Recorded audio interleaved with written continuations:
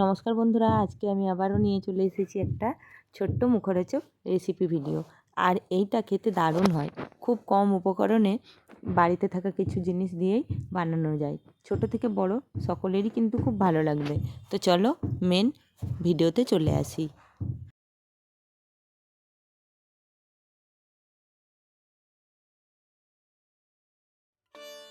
দেখো বন্ধুরা, নাস্তার ভিডিওটা বানানোর জন্য এখানে আমি একটা কড়াই নিয়ে নিয়েছি আর তাতে দিয়ে দিলাম বেশ কিছুটা পরিমাণে জল দেওয়ার পরে সেই জলের মধ্যে আমি দিয়ে দিলাম সামান্য পরিমাণে লবণটা জল যতটা আছে সেই অনুপাতেই লবণটা কিন্তু দিও। তো লবণটা দেওয়ার পরে লবণটা যখন গলে যে জলের সাথে মিশে যাবে ঠিক সেই সময় আমি দিয়ে দেবো এখানে চালের গুঁড়ো। যতটা জল আছে সেই পরিমাণে দেখে কাপ মেপে চালের গুঁড়োটা দিও। আমি এখানে 3 কাপ মতো চালের গুঁড়ো দিলাম। চালের গুঁড়োটা দিয়ে ভালো করে হালকা একদম আঁচটা কমানো আছে গ্যাসে। তো তারপরে এটাকে ভালো করে এই জলের সাথে মিশিয়ে নেব। বেশ কিছুক্ষণ ধরে এটা নাড়াচাড়া করতে থাকবো। গ্যাসটা কিন্তু একদম লো ফ্লেমে জ্বলতেই আছে, বন্ধ কিন্তু করা নেই। তো এটাকে ভালো করে মেশানো হয়ে গেলে আমি একটা প্লেটের মধ্যে ঢেলে নেব। প্লেটের মধ্যে ঢেলে নিয়ে এটাকে আমি হাতের সাহায্যে ভালো করে মাখিয়ে নেব। এটা একটু গরম অবস্থাতেই মাখাবে, খুব ঠান্ডা করতে দিবে না। তো এটা দেখো হাতের সাহায্যে একটু ভালো করে মাখিয়ে নিয়েছি। নেওয়ার পরে আমি এখানে দিয়ে দিলাম একটা গোটা আলু, আর তারপরে নিয়ে নিলাম কিছুটা চিলি ফ্লেক্স, কিছুটা কালো জিরে, তারপর দিয়ে দেবো কিছুটা লবণ, তারপর দিয়ে দেবো এখানে কিছুটা পরিমাণে গরম মশলার গুঁড়ো, তারপর দিয়ে দেবো এখানে একটু কাসুরি মেথিটা তোমাদের ঘরে না থাকলে নাও দিতে পারো। যেই উপকরণগুলো আছে সেগুলোই তোমরা দিতে পারো। এখানে আমি একটু কাসুরি মেথি দিয়ে দিলাম। তারপর দিয়ে দেবো একটু হলুদের গুঁড়ো একটু লঙ্কার গুঁড়ো একটু। তো এই সব উপকরণগুলো নিয়ে এটার মধ্যে ভালো করে এটাকে হাতের সাহায্যে সব উপকরণগুলো দিয়ে মাখিয়ে নিতে হবে। এবারে আমি হাতের সাহায্যে এগুলোকে ভালো করে মাখিয়ে নেব।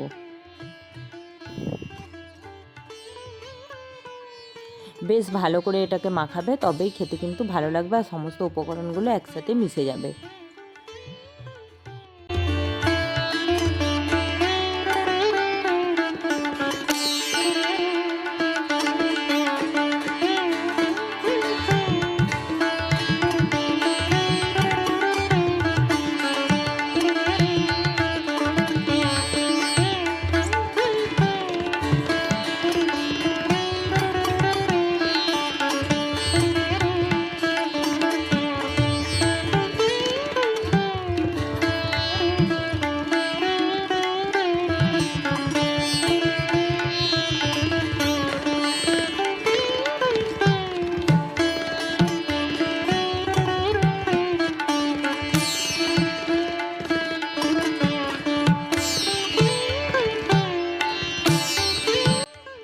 দেখো বন্ধুরা, ওগুলোকে মাখিয়ে নিয়ে আমি একটা ডো তৈরি করে নিলাম। তো ঠিক আটা যেভাবে মাখানো হয়, মাখানোর পরে যে লিচি কাটা হয় ওর থেকে বড় সাইজ করে কেটে নেব। আর কেটে নিয়ে ওই চালের গুঁড়ো দিয়েই কিন্তু বেলে নিতে হবে, চালের গুঁড়ো দিয়েই বেলতে হবে। তো এটা কিন্তু একদম পাতলা হবে না, বেশ মোটা হবে। তো দেখো আমি দেখিয়ে দিচ্ছি থিকনেসটা কীরকম রাখবে। তো এরকম মোটা করবে। আর চারিদিকগুলো যে ফেটে যাচ্ছে একটা ছুরির সাহায্যে এই সাইডগুলোকে কেটে নেবে, কেটে 4 চৌকো করে নেবে। দেখো এইভাবে কেটে নিয়ে 4 চৌকো করে নিচ্ছি, নিয়ে তারপরে পিস করে কেটে নেব।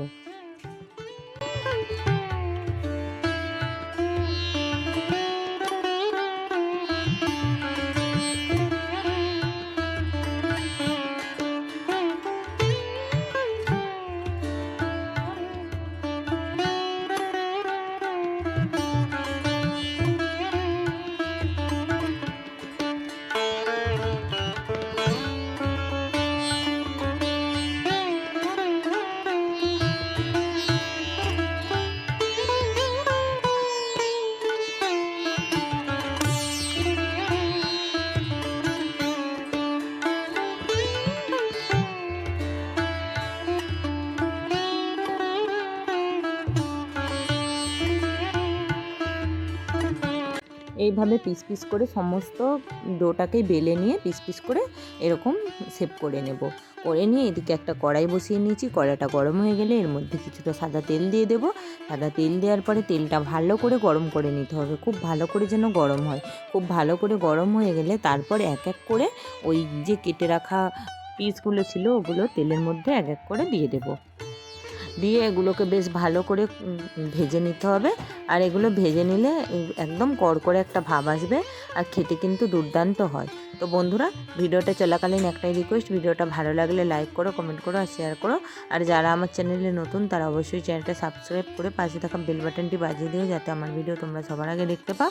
আর যে সকল বন্ধুরা আমার ফেসবুক থেকে ভিডিওটা দেখছো তারা অবশ্যই কিন্তু লাইক কমেন্ট করো আর ফলোও করে দিও।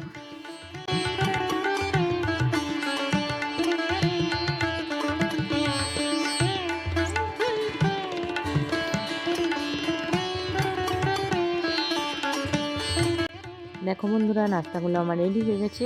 তো চলো আবার আসবো নতুন একটা ভিডিও নিয়ে তোমাদের কাছে খুব তাড়াতাড়ি। ততক্ষণ কিন্তু তোমরা ভালো থেকো, সুস্থ থেকো আর সাবধানে থেকো। আর হ্যাঁ বন্ধুরা, এগুলো কিন্তু একটু টমেটো সসের সাথে খেয়েও দুর্দান্ত লাগবে। তো চলো বন্ধুরা, টাটা।